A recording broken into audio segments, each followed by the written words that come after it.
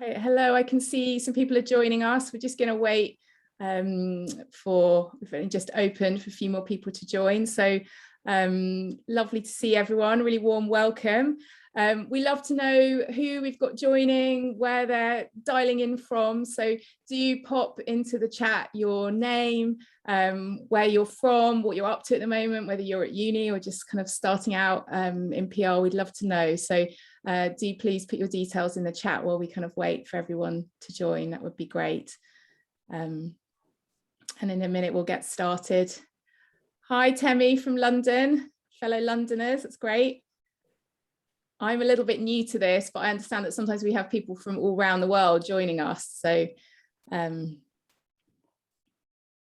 it's usually quite a wide-ranging audience. So we'll just give it a couple more minutes.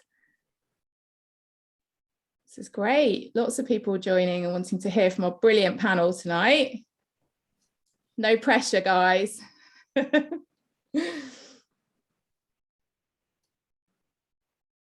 Great, okay. Oh, we've got someone from Brighton, brilliant. Oh, someone from Cardiff, that's a bit further away, Newcastle, great, really representing the UK here. Lots of you still studying, so this is perfect to give you a bit of insight when you're thinking about what careers you want to get into. Right, we'll just literally give it a couple more minutes and then we will get going. Oh, someone's studying publishing at UCL. I went to UCL, great university. Right, just one more minute. So hello to everybody. If you're just joining, do put your name and where you're from in the chat, because we love to know where everyone's calling in from. And hi, Simba. Got a lot of the Creative Access team joining us tonight, which is great. Okay, right. Well, we might make a bit of a start. I'm sure that we've probably got some more people joining us, but I'm keen that we don't keep our panelists too long, so we might get going. So I'd like to say a warm welcome to everybody to our Creative Access Masterclass in PR. Big thank you to our panelists and to everyone who's made time to join tonight. We've got a fantastic panel who I will introduce shortly. Just for starters, my name is Bibi Hilton. I'm Creative Access's Director of Communications. I feel very privileged to be chairing this masterclass tonight. It's my first one. I only just joined Creative Access a couple of months ago, and before that I spent the last 20 years working in PR on the agency side and was managing director of Golin, which is a big comms agency, for 5 years. So going in-house is a very new experience for me, so I am hoping to learn a lot from our panel and their top tips on working in-house. If you are new to Creative Access and you don't know much about us, just to say we are a social enterprise and we work to enable people from communities that are underrepresented in the creative industry. So in terms of ethnicity or socioeconomic background or disability, we help them progress and access the industries and reach leadership in creative roles. And if you've never been to one of our masterclasses before, these are regular events, so do sign up. And they enable us to share insight into what it's like working in particular industries, providing career advice and great tips from sector experts like this wonderful panel that we have tonight. So we're very lucky to have 3 senior PR professionals joining us this evening. I'd like to extend a very warm Creative Access welcome to the 3 of you. Thank you very much for making time. I know how busy you all are, so we really appreciate it. So we have Mohamed, who is the Associate Director of Healthcare Communications at MHP. And Jabba is also an alumni of Creative Access. I think started out in journalism and then pivoted. So looking forward to hearing more about that tonight. Shereene Witter, who is the Vice President of Communications at NBCUniversal International Studios, who's a great friend of Creative Access and a real advocate for our work. And Yinka Akindele, who is the Vice President of Communications at ViacomCBS, who, like Shereene, is also a great friend and supporter of the work that we do. So before I hand over to our panelists, who will tell you more about their journeys, just a little bit of housekeeping. If you want to ask a question, and please, we'd love you to all ask questions, put it in the question function, not the chat function.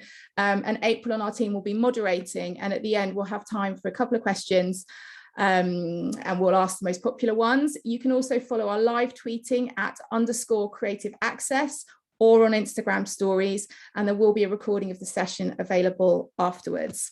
So enough of intros, let's go over to our panelists.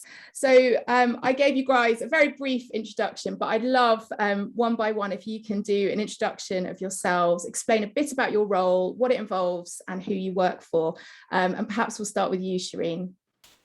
Yes, well, hello to everyone. So nice to be here and spend some time talking about PR. I feel that as a comms professional in my industry, I don't actually talk about the different facets of PR that often. It's just about TV and film, which is great, but it's nice to kind of go back to the heartland a little bit and talk about comms and PR. So as Bibi mentioned, I'm at NBCUniversal International Studios, although we just recently rebranded. So we're Universal International Studios now. And I've been there for about 4 years now. Again, my first in-house role, like Bibi, I came from agency side.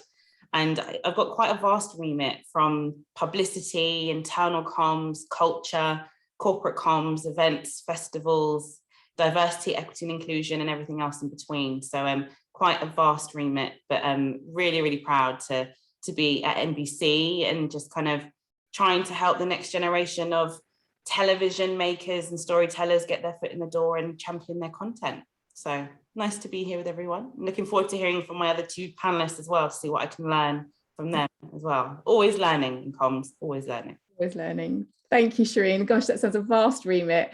Yinka, would you like to go next? Yes, hi, I'm Yinka Akindele. I am VP of Comms for CBS in the UK. A bit like Shereene, I have a very broad remit that covers internal, corporate, not publicity day to day, but I work a lot on publicity when it comes to kind of issues management, which is a kind of big part of comms. And I've been at the company nearly 4 years, or just over 4 years actually. And yeah, I'm just like Shereene, I'm thrilled to be here today and just to kind of try and impart a bit of what I've learned along the way and hear from the other speakers as well. Thank you. Thank you very much. Jabba, do you want to go next? Yeah, sure. Hi, everyone. My name's Jabba Mohamed. A bit different from, I guess, the other two speakers. So my background was originally in journalism. So that's how I know Creative Access. They helped me get into the world of journalism, succeed in the world of journalism. And then probably about 6 years ago, I think, I pivoted over into comms, actually moving into public sector comms. So I joined a government press office. I started working in the Department for Transport as a press officer there, and then worked my way up. Spent some time at Transport, then went to the Cabinet Office, mostly doing some international work actually. So I was out overseas in Jordan, consulting with the government of Jordan on how they can improve their comms. And then I came back to London to spend some time in Parliament with the Office of the Leader of the House of Commons. And then I went to the Department of Health, where I was there for about 2.5 years. First as the Chief Press Officer for Brexit at the Department of Health and Social Care. And then when the pandemic began, I sort of took over not all of the COVID brief, but a big chunk of it. So mostly doing the public health and medicines remit, which covered everything from vaccinations, therapeutics, PPE, you name it. And I was also Chief Press Officer to Chris Whitty, the Chief Medical Officer, and his deputies. And then in June of this year, I left that role to come and work here in an agency for MHP in their healthcare team, where I largely work on sort of pharmaceutical clients, but also charities, patient groups, universities, think tanks, that sort of thing as well, but all in the healthcare space. Yeah, so it's, I guess, a bit different from everyone else, but I mean, like them, I'm always ready to learn and looking forward to hearing about what their experiences are. Great, thank you, Jabba. Well, let's kind of dig into a little bit more about the industry and PR as a career. I think it would be great to understand more around why each of you chose, or if you did choose, or did something happen by accident? And Jabba talked about pivoting from one career into another. So why did you choose PR for your career, and how did you get into the industry? And perhaps we could start with you, Yinka. Yeah, I chose PR just because simply I like writing. I think you've got to have kind of good kind of writing skills if you work in comms, a kind of flair for language and telling a story, because much of what we do is around kind of corporate storytelling. And I also am very kind of social. So I like to be kind of in a role where you're kind of intersecting and meeting lots of people. So that for me was really a kind of a big kind of pull in terms of getting into comms. I initially started out doing publicity, so working on kind of program publicity in the TV industry. And I think kind of cutting my teeth on the kind of consumer side of things, it was really fun as well. Like, you're working with talent and get kind of lots of kind of exposure and different types of, brands. So that was really a big part of the lure for me. Along the course of my career, I've moved more kind of a bit more towards corporate, because you learn a lot about how business functions when you're in comms, and that I find really, really interesting, because you get a really kind of good overview of what how all aspects of a business, and that for me is fascinating. So I think there's a real kind of gamut of experience that you can get working in comms and PR, and for me that's a big part of why I just enjoy it so much. I love it. Yeah, me too. It's a variety, isn't it? Yeah. Jabba, do you want to go next, and maybe you had a slightly different path in with journalism first? Yeah. Why did I pick PR? Well, fair. Maybe I start why I picked journalism to begin with. I was always interested in writing. I think storytelling is a big part of it. By being a journalist means sort of being curious, being creative, being able to sort of communicate a narrative or tell a story in sort of a simple, clear way.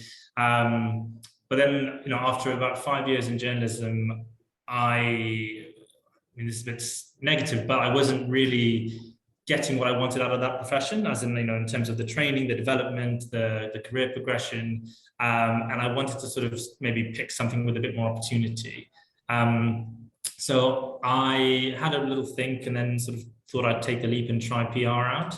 And I really liked it. I really enjoyed it. Government comms was really interesting. It was a great place to learn. You're working on some really high-profile announcements with high-profile politicians, obviously, ministers and the like.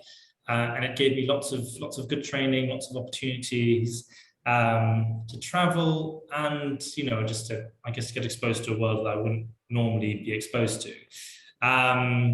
But yeah, I think for me, the thing that keeps me in PR is the fact that, you get to meet lots of different people, work on lots of different issues.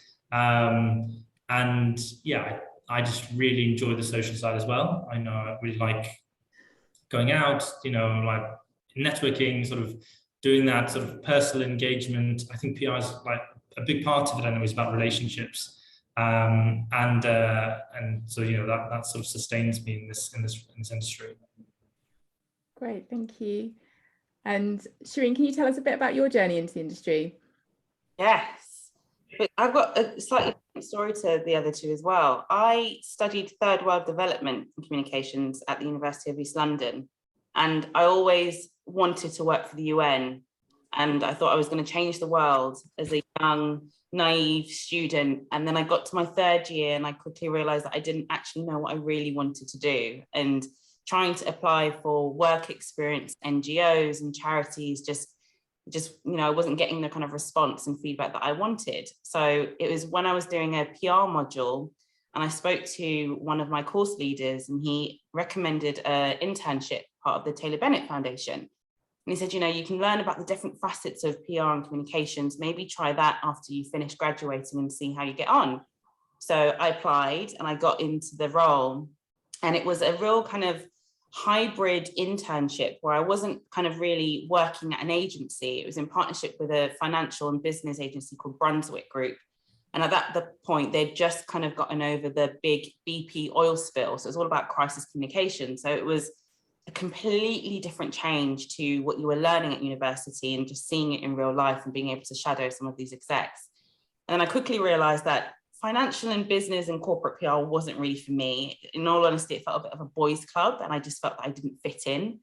And then it was, again, over time, I got to meet Josie, and I came to a Creative Access kind of workshop as part of the internship.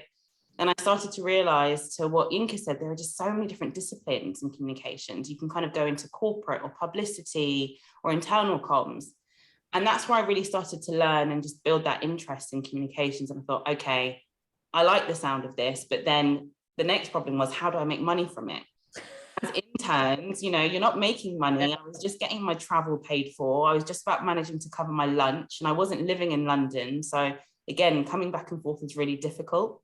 So then I thought to myself, okay, let me try to think about this and think, how do I get my foot in the door, but actually build that experience that's going to set me up for success? Tech PR was one of the most kind of interesting and attractive industries, and managed to get into an agency which was near where I lived in Windsor. And they took a chance on me as an account executive after a 3-month internship. And I absolutely loved it. I was partly writing about cloud and computer storage, which I had zero passion for. But on the other hand, I was getting to work with Cisco and do their London 2012 Paralympic and Olympic sponsorship. So again, it just opened my eyes to just different areas and different routes that you can take. And I just loved the vibrancy of an agency. And I just thought, 1 minute you're writing a press release for this, next minute you're pitching in a feature, next minute you're speaking to a journalist, or you're helping plan an event. And that's where I just kind of really started to build that skill set. And then over time, I realized that, again, I didn't have a passion or love for tech, because I thought could sustain me throughout this role. And I just didn't feel that it was really fair.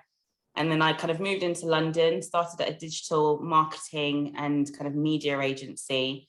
And that's where I started to build a portfolio of TV clients. And the MD of the agency realized that obviously I kind of had this passion for TV. So I tried to help harness that with him and say, well, let's bring in more. Let's kind of try and really set up a TV and media division.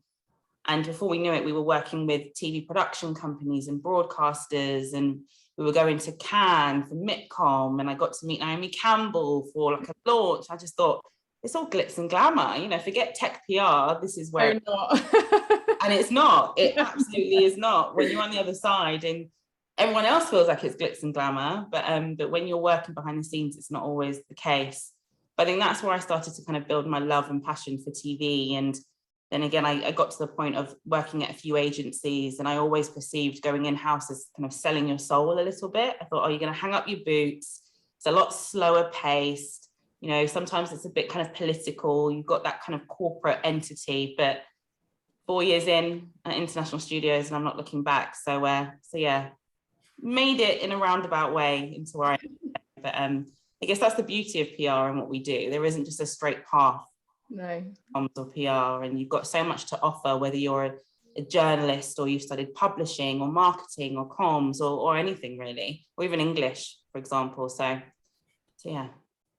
Thank you all for sharing your stories. Wow, you've all had such interesting journeys to this point, really varied. And I think there was just some points maybe to pull out from that. I think one is about the kind of variety of experience and how, you know, kind of for people not to shy away from taking those different opportunities and, you know, pivoting from one area to another, whether that's within different industries, that I think can add so much to your career journey. I think you also made a really important point about internships and the financial challenges around that. We've actually done some work around that at Creative Access, and at the end I will talk about a bursary that we have open to kind of help with some of those financial challenges. And I would definitely agree. I think you all kind of touched on that a bit, that I think there's a perception PR is all about lunch and glitz and glamour, but it's certainly in my experience very far from that, often the reality. I think what came clear from all of your journeys is that there are so many different types of roles within PR that it is not just one job. And so it would be great to kind of understand a little bit more about that. I think there's the two most common routes are either people work in-house, so in roles like your current roles, Shereene and Yinka, or in agency or consultancy, where what Jabra is doing at the moment. So it might be great for our audience just to understand a little bit more about what's involved with both of them. So perhaps Yinka, could you just talk more in detail about kind of what's involved working in-house, why you enjoy it, and kind of why you're focused on that role at the moment? Yeah, absolutely. So I've worked most of my career in-house. I've only worked at an agency for a year in the past, and so I've got a kind of good kind of solid in-house track record. And for me, what I really like about it is that you're able to get under the skin of a brand and really kind of feel, be part of something. And, a lot of people assume that obviously if you're agency side, there is more variety. And obviously that is true. But I think that I've chosen to work for a lot of kind of big US companies. And so there is so much variety that you can get in these large kind of matrix organizations that are doing lots of things. So I think you do still get that variety. You have lots of stakeholders, and having that agency mentality within a large company is really valuable. And that's something that, I kind of learned early on in my career. You have to kind of see all the people that you work with, as stakeholders, and manage them as if you are almost operating an agency. So I think that for me is really kind of key. And yeah, I think that, yeah, for me, I enjoy working in-house, and I enjoy that kind of advocacy that you get. But I think, there's lots of kind of to be gained in agency side as well. So yeah. Thank you. I agree with that. I think that's the perception about in-house. It's far from the truth. It's very fast paced. I think that, and I hear what Shereene was saying, because I've worked also at a tech brand before. My current company, I was at Yahoo. So media and kind of TV is kind of a lot of my kind of background. And, the word of the day in a tech company is like iteration. It's all about innovating and constantly kind of moving on to the next thing, and and really kind of spearheading that kind of change and dynamism. So you absolutely can get that in-house. I suppose it just depends on what your kind of preference is. If you want to kind of, really kind of get under the skin of something, or if you just like to kind of work on in a more kind of project fashion. Yeah. Great. Thank you. And Jabba, you work for a big agency. MHP has a great reputation. Can you talk a bit, share with everyone what it's like working in an agency? Yeah, sure. So I've only been in an agency for about 5-6 months. So I don't even have as much experience in an agency as the other two panelists. But I mean, I can tell you, yeah, it's very fast paced. The advantage of working in an agency is that you get to work on lots of different clients. Sort of you're exposed to different things. If you have particular interests, you can sort of try and go and pursue those depending on the agency you're in. Like no sort of 2 days are the same. There's plenty of opportunities to sort of, do everything from writing tweet copy to editing scripts, to working with influencers, to brainstorming sort of the creative for a media campaign or for advertising campaign, whatever it might be. And then then you have the advantage of also working at different levels. So you work with UK-based clients, global clients. You work on the team that I work with sort of sometimes do policy work, they do comms work, advocacy, patient affairs, government affairs, that sort of thing. So there's just so much variety, and the scope of what you can do in any given day can vary hugely. And that's one of the big reasons that I moved into an agency. I wanted to come to an agency after working for 5 years in-house. I just really wanted that broader experience, because when I worked in-house, I was very much a media specialist. I worked in press. My sort of place was sort of talking to journalists, selling in stories, writing press releases, pitching, all that stuff. But I wanted to sort of do that broader comms piece. So let's say looking at, how would we sort of develop a strategy for a all singing, all dancing comms campaign that includes press, social media, stakeholder engagement, all of that sort of stuff. So really for me is thinking about how I broaden that skill set and make myself a more rounded comms individual, which sort of drew me to the agency world. I would say, and I want to echo what's already been said, is that, please don't be sort of lulled into the sense that like being in-house is in any way slow-paced or boring. It's not. Being in-house can be extremely fast-paced, extremely challenging. I was in-house at the Department of Health during the pandemic, which was like the craziest, busiest I've ever been. So, yeah, I mean, agency is just a different sort of busy. They're just different models. Thank you all for sharing that. I'm now going to switch. We've had some questions submitted in advance from people in the Creative Access community. So I've got a question from Fiona, which is about what one piece of advice would you give for someone at the beginning of their career in PR? So perhaps I will go, or stay with you, Jabba. Go on, give us a piece of advice. So I was thinking about this before I came on the call. Actually, a really good piece of advice that someone gave me at one of these masterclasses, a Creative Access Masterclass, I think it was in 2015.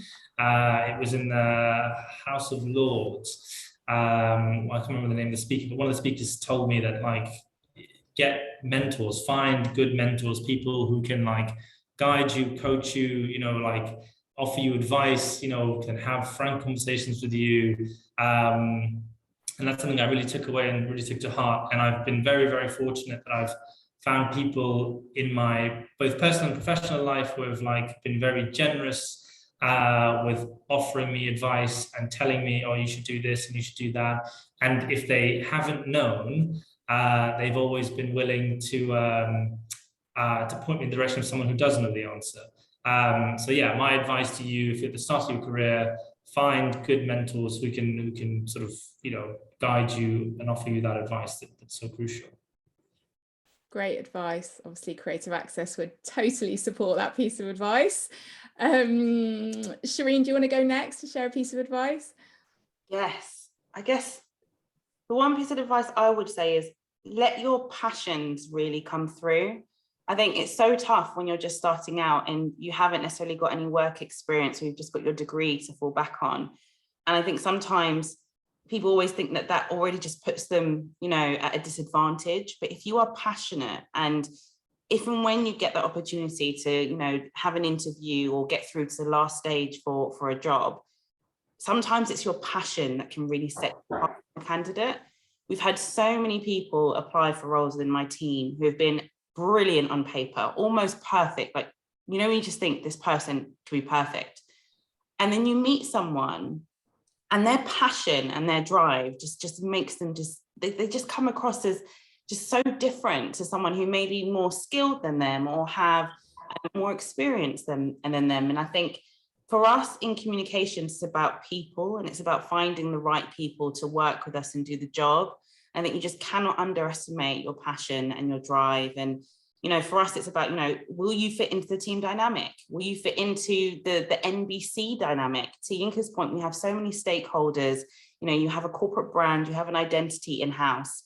And sometimes you're just looking for someone who's just got something special in there to just kind of, you know, sometimes even just add to the team. I think you can't, you know, like I said earlier, you never stop learning in comms. And I love that within our team, we've got quite a flat structure, and I'm never one for hierarchy. And I just think our intern that we have at the moment, I'm learning so much from him, and he has a passion in digital content and video editing. And again, you don't naturally do that within my comms team, but just seeing his passion has completely changed the game for us and has enabled us to just boost our offerings for the studio. So make sure your passion comes through.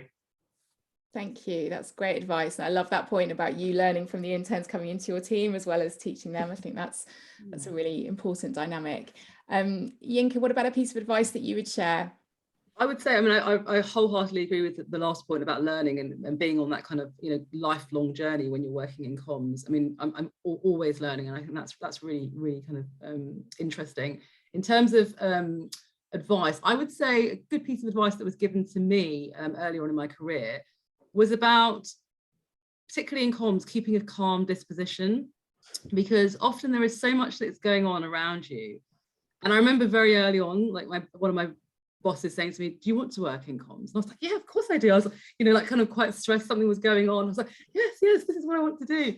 And she was like, well, what you need to do then is you just need to kind of just like step back, take a moment, and, you know, just realize that, you know, there can be issues that kind of come, there can be kind of issues can spill over into being kind of crises. And you've got to keep that kind of calm head. And I was really grateful to get that advice early on in my career, because, you know, I've worked, you know, along the way, that's half a course with the job. And I think having that ability to kind of just be very methodical in terms of how you approach things and kind of break things down so that you become a kind of a trusted advisor to your business, because that's what people are often, you know, as well as the corporate storytelling, they're looking to you for kind of sometimes guidance, advice. And so I would just say, like, you know, that for me really stood out as, you know, advice early on in my career, and I was really grateful to hear that. So I would just say, you know, kind of take that, you know, and that kind of center, take that moment, you know, there's always a way through, you know, it's PR, not ER, as that's another kind of, you know. That's and my so favorite phrase. Yeah, exactly. And so there's always a path through, and you've got to help be that kind of navigator. So that's what I would say, yeah, in terms of advice. Yeah, that's great advice. We always talk about people being swan-like. So on the surface, it seems like it's all calm and in control, and underneath their legs are going like that. Thank you. Another question actually also from Fiona. I think, you know, you all had and, you know, set off on incredibly successful careers, but I think we all know it's not always easy industry to break into. That is changing. But it'd be interesting to know if any of you kind of faced a challenge at the start of your career, perhaps getting into the industry, and how you went about overcoming that. Jabi, you look like you're nodding. Perhaps do you want to take that question? Yeah. Fair. I sort of feel like I hugely credit Creative Access with helping me early on in my career. So, you know,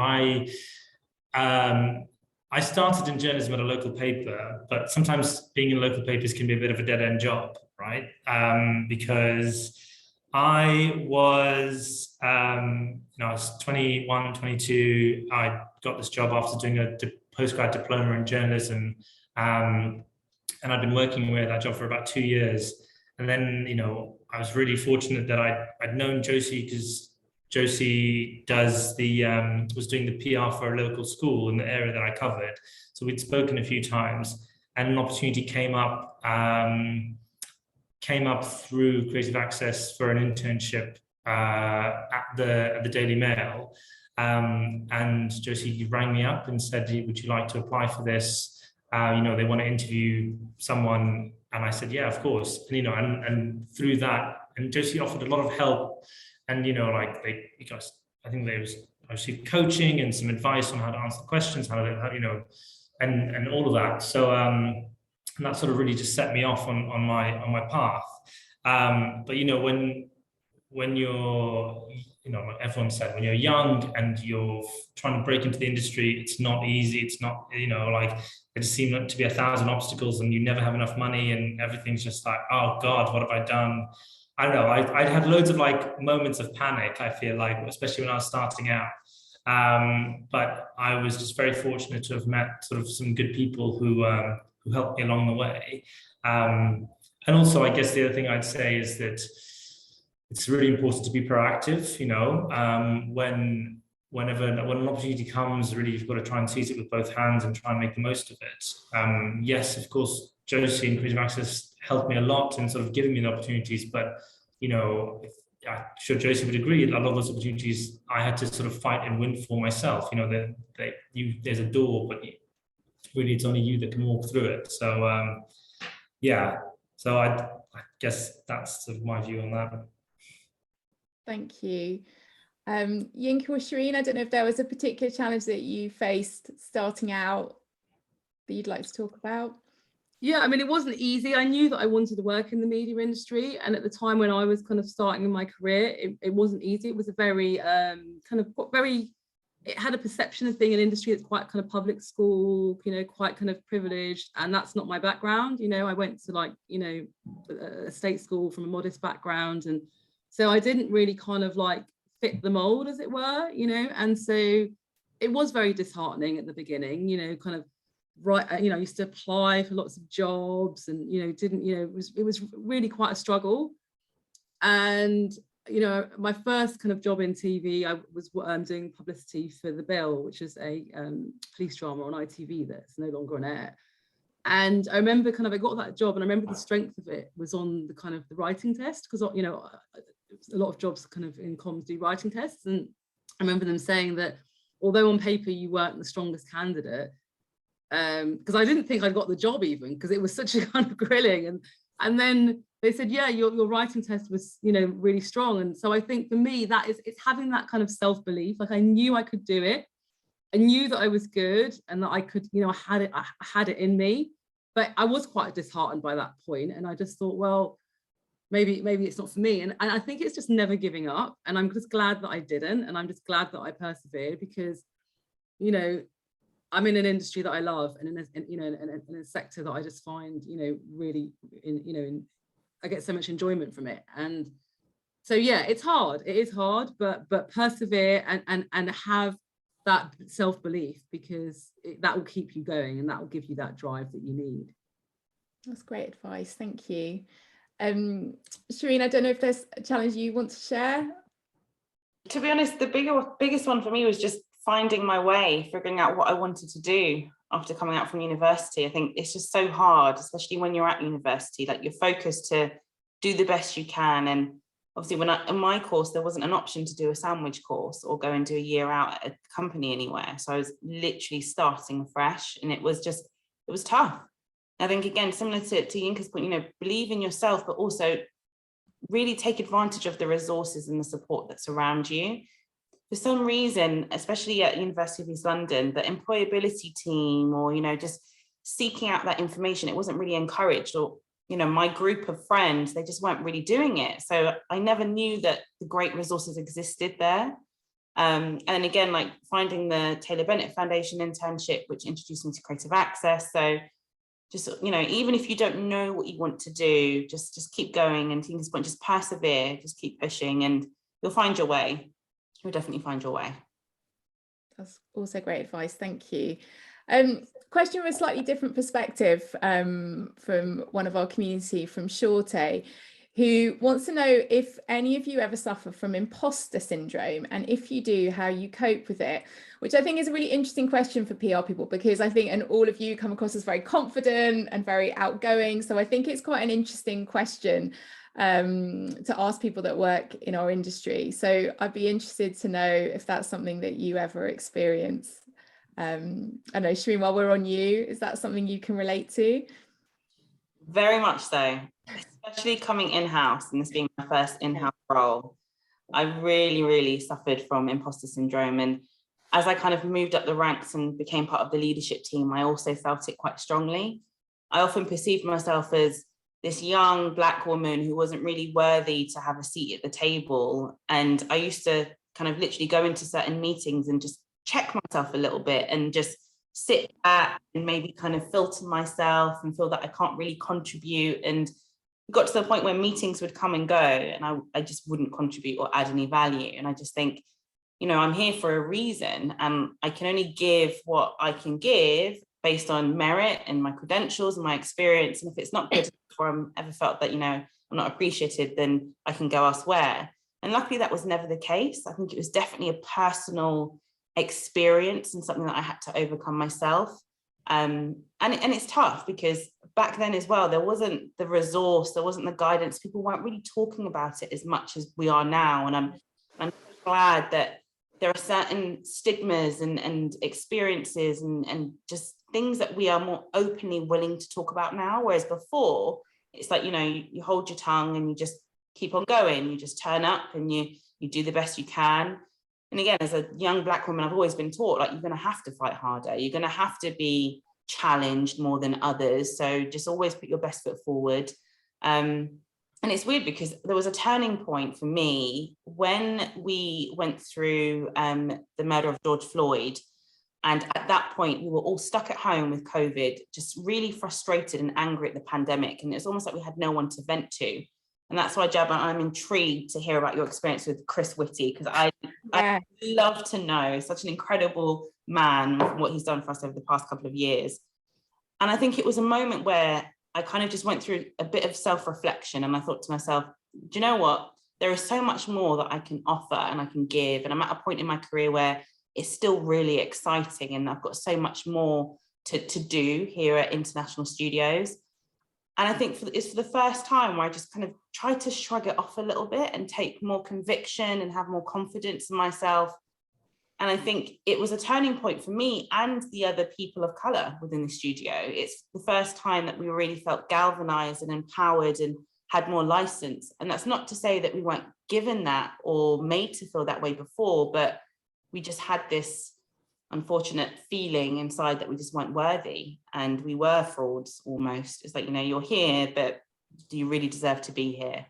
So I think if anything, I'm just so pleased to see that people are feeling more open and willing to talk about things like that. And it's something that I've really tried to enforce at international studios, and just creating that safe space for people to come to work, bring their true selves to work. Of course, we have to be professional.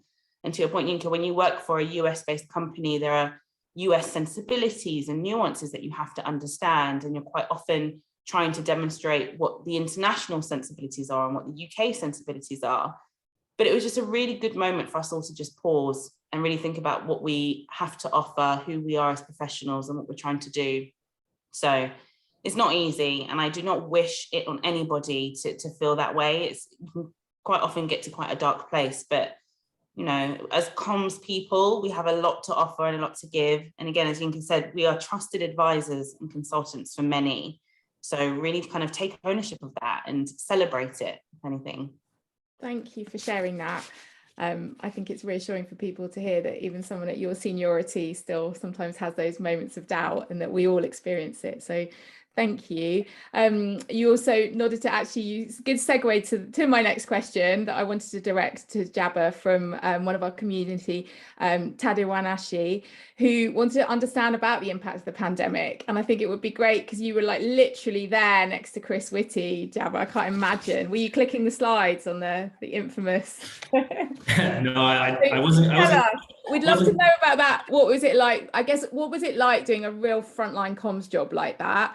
Yeah. And also then your kind of experience of how the pandemic has affected comms and sort of changed the whole industry, really. Yeah, sure.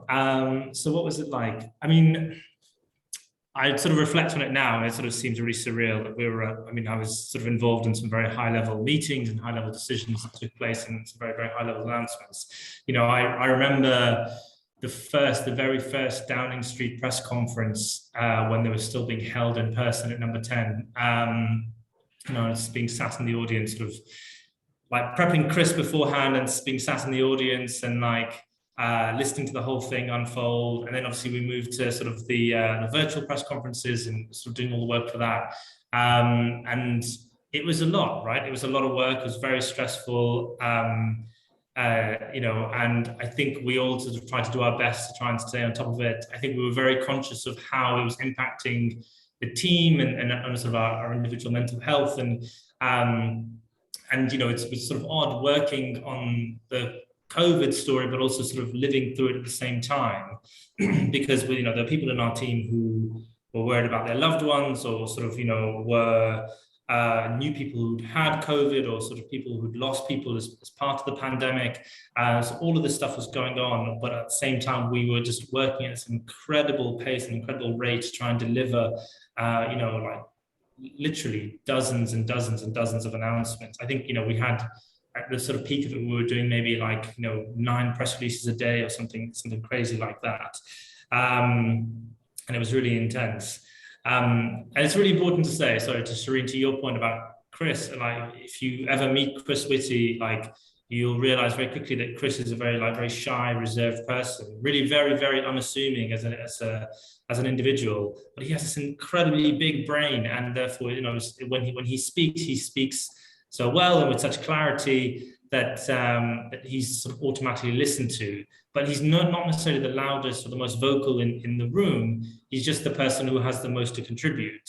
So I think in a way that's sort of I think that, to the question about imposter syndrome, if you have a viewpoint, be confident in that point of view and try and express it as much as you can, and, hope that the people there have the good sense to listen to you. But I mean, just to sort of go back to the original question, I guess how it has impacted the industry or sort of PR. I think from my perspective, because I work in healthcare, I mean, I think the public appetite, the media appetite for healthcare news, for health stories has increased beyond sort of our ability to satisfy it, really. There's people are so hungry for news, not just sort of COVID news, but any sort of news. I think one of the really big, the things that made a huge difference is the COVID vaccine. You know, like before the pandemic, a vaccine being developed and licensed and distributed within a year or within sort of 10 months was considered impossible. You know, the fastest vaccine ever developed was done in about 4 years. But we managed to do it, you know, through the sort of partnership between government, industry, and academia. We managed to do it in about 10 months. And I think that has sort of really brought into very sharp focus the incredible power and innovation of science. And that's made our job as PR people working on in these sorts of industries incredibly exciting, but also incredibly busy. I know I don't know anyone who works in the healthcare space who saw their workload decrease over the course of the pandemic. I think all of us sort of saw it go up, and going up considerably. So yeah, I mean, it's a really exciting time to be in PR, to be in comms. I think, you know, like we were saying at the very start of this, I think being in PR and being in comms generally is all about telling stories, and stories are just as effective now as they've ever been. So yeah. Great. Thank you. It must have been a very incredible experience.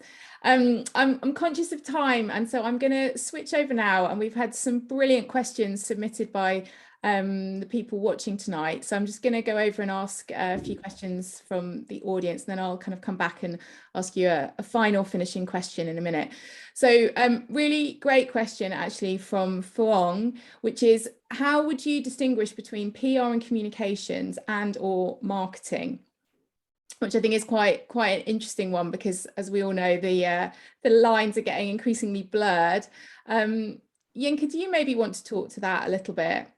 Yeah, marketing is usually paid for, and whereas PR/comms is something that you kind of, it's more kind of in the editorial space. So I think that's the kind of, if you think editorial versus advertorial, obviously, you know, in every job that I've had, you work very closely because you're both in that kind of storytelling world, and so you're often working hand in glove, and you know, and have shared aims and synergies, but they are quite distinct, I think. You know, comms can be more kind of more reactive. Marketing is very much about planning. You know, often with marketing campaigns, you can kind of really, you know, plan them. You tend to work with an agency. You can do with comms as well, but it's a different kind of space. They're buying advertising, buying spot, buying, you know, all that kind of stuff. Doing that kind of creative as well. So on the marketing side, they'll put a campaign together, and comms can help support that and help a marketing campaign to kind of, you know, gain legs and traction. So that's where comms can sometimes support, but I think they are quite different. And it's funny because I've worked, you know, over the years, sometimes in roles where comms reports into marketing or comms doesn't report into marketing. It's quite controversial in the comms world, actually. It's a very controversial subject, because comms often wants to stand alone as its own entity and not be kind of, you know, submerged into marketing. And so, yeah, I would say the majority of my time, comms has been a standalone entity. But yeah, I have experience working into marketing. And yeah, you've just got to, I think in everything, you've got to be flexible and kind of work with whatever the kind of parameters are wherever you are. And I think that's kind of really key. If I had a preference, I probably would, you know, kind of keep it in the kind of comms as, you know, obvious. You know, yeah, you know, that's what, you know, I think most people would probably say that. But, you know, it is what it is. You know, you work within the kind of parameters, really. But yeah, I hope that helps answer that question. That's great. Thank you. Next question is about skills. Really interesting question from Osman, which is about what skills have you had to let go of as you've become more senior, and what new skills have you had to pick up? Now, in the interest of time, because I want to get through some more questions, perhaps we can make this a quick fire. So maybe you can give me one skill you had to kind of let go of or delegate, and one skill you've had to learn. So Shereene, do you want to take that one first? Gosh, it's hard because, again, to Yinka's point, sometimes comms is so all-encompassing. There's so many different hats. But just pick one. Just pick one. Okay, I'll tell you one that I've had to let go, which I let go on the agency side. The kind of having that digital and social media savvy. I think, again, sometimes when you're working in comms and you're doing more corporate comms and strategy, I couldn't tell you how to leverage TikTok in a successful way for a campaign. I really couldn't. And that's why I really rely on those skills within my team, because I can sit there for hours and sit on TikTok, but I don't actually know, I don't have the skills to then convert that into a successful campaign. Yeah. What new skill have you had to learn? To be a mediator for executives. Good answer. Gabba, come on, quick fire. What did you lose? I have completely lost the ability to manage my inbox and all low-level admin. I cannot do it, guys. I can't at all. That's not what I'm about. What I picked up instead, though, and this is what I tell myself, is that I'm much better at seeing the big picture. So I can sort of think of like, okay, broad brush, what are we trying to achieve? What's the objective and how do we get there? But low-level stuff like managing an inbox, cannot do it. Yinka? I mean, I think it's all a building block. So you do kind of retain things. It's, I think that's kind of key. I mean, I suppose the one that I'll say is a kind of temporary one, like letting go of, in comms, you're supposed to kind of be out there and meeting people, making relationships. And I think the pandemic has made that quite tricky.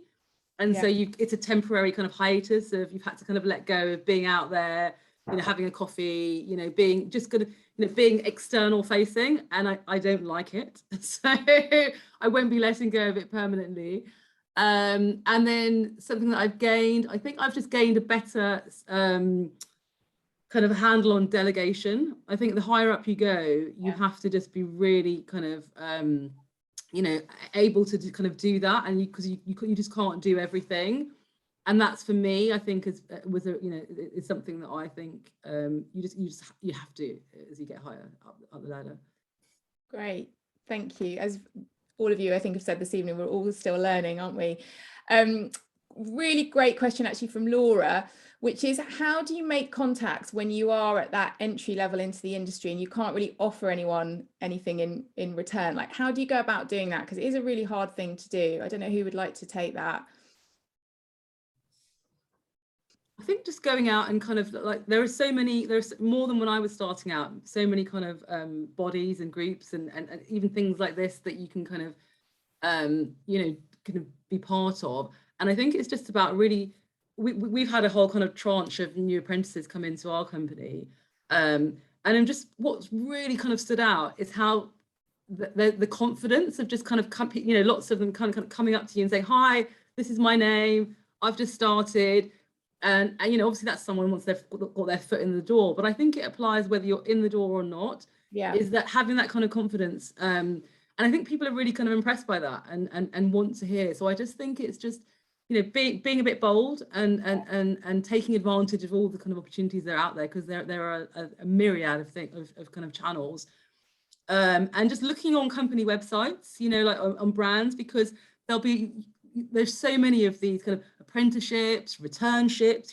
I saw one of the questions about, how do you get into the industry if you're more of a mature person, and returnships. I was even saying it to one of my friends, she's a mother, has been out of the workforce for a while. And I said, that there's all these returnships that you can do. And then we just kind of Googled it the other night and just found loads of links of, returnships. I sent them through to her. And so there is a wealth of stuff like that. You just need to know what the terminology is.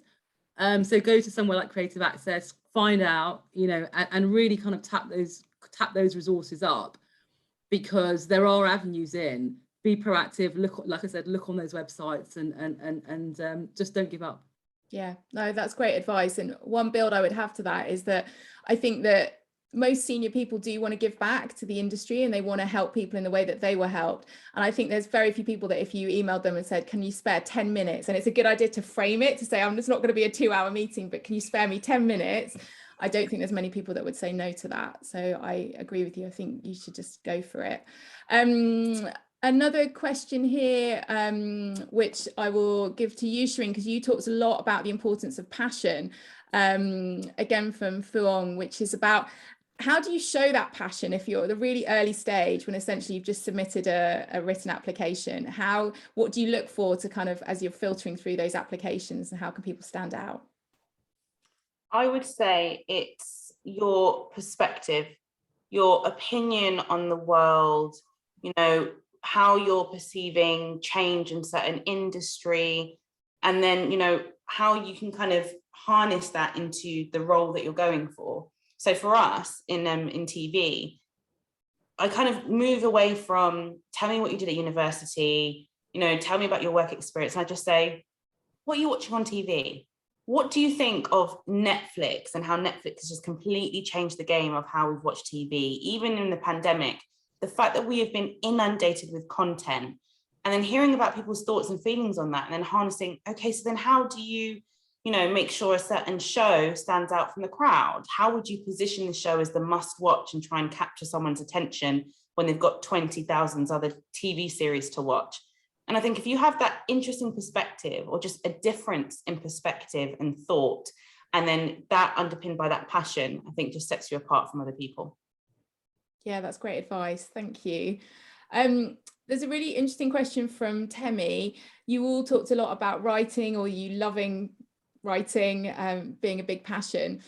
If you haven't done a degree that specifically was, you know, involved a lot of essay writing or writing, what advice would you give to help improve your writing? Are there any tips that you can give people? Jabba, maybe you want to, as an ex-journalist? Yeah, sure. It's very important for me to say, I did not do an English degree. I didn't do a journalism degree. My degree was in medical science.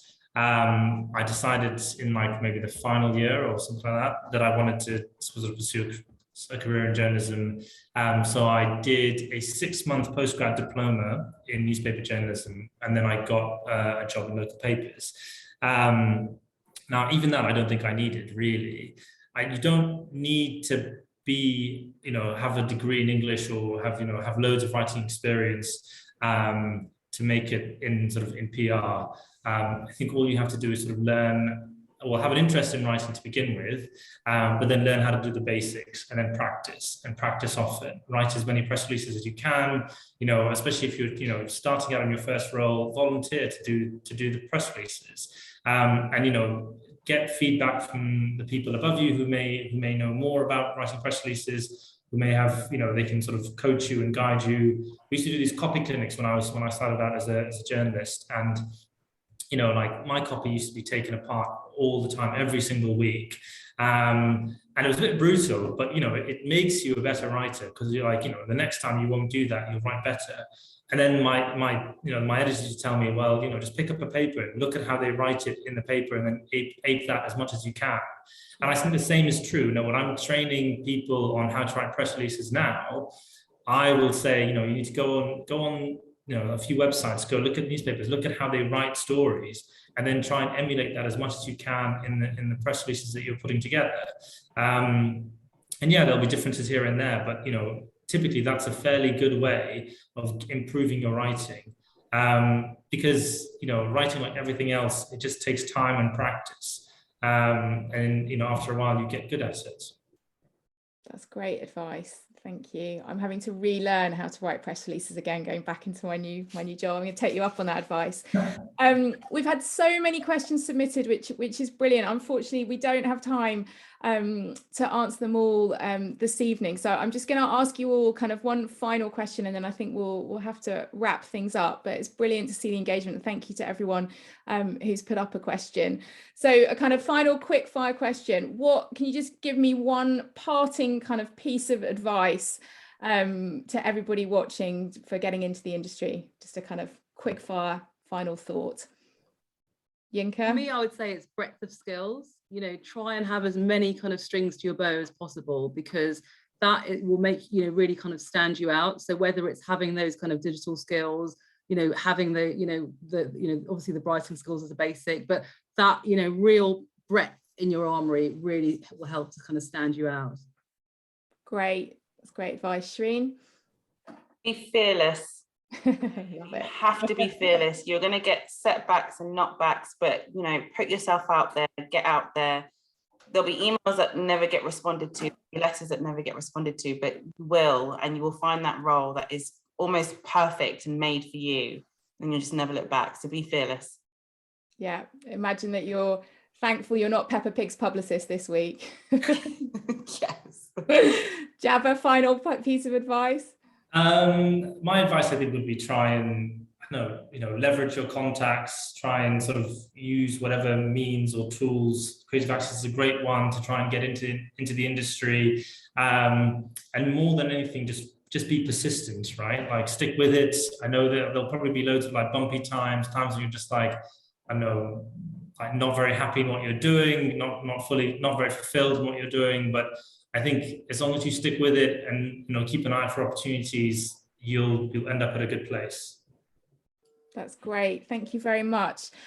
There's a couple of updates we just want to share with everyone about some activity we're doing at Creative Access. But while those slides come up, I just want to say a huge thank you to our 3 panelists. We know how incredibly busy you all are, so we just can't thank you enough for giving up your time tonight and for all of that brilliant advice.